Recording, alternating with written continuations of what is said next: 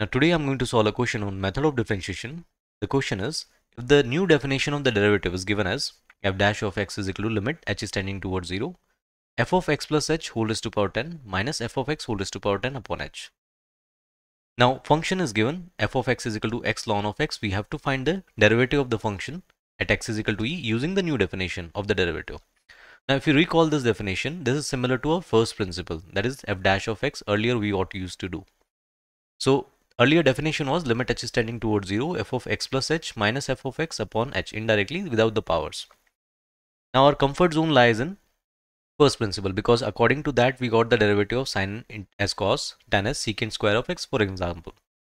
So my comfort zone lies in first principle. So I'm going to convert this definition into first principle because I'm not comfortable with this right now.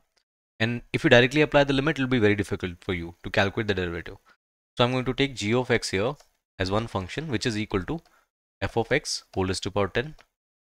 Now we'll get this as f dash of x as limit here, h is tending towards 0. We'll get this as g of x plus h minus g of x here upon h. Now this will be equal to, I think this is first principle and this is g dash of x is written here. The derivative of g is written here. Now I'm going to differentiate g dash of x here, because g of x is equal to f of x whole raised to power 10. So that will be equal to 10 times f of x whole raised to power 9 multiplied by f dash of x here. Now that will be equal to 10 times f of x is x ln of x whole raised to power 9 into f dash of x. So for f dash of x, I'm going to apply the product rule. That will be, you can say here, ln of x plus 1 here. Now they are asking the derivative at x is equal to e. So let's substitute x is equal to e here. We'll get this as 10 into e ln e is e only, and e raised to power will get 9 here.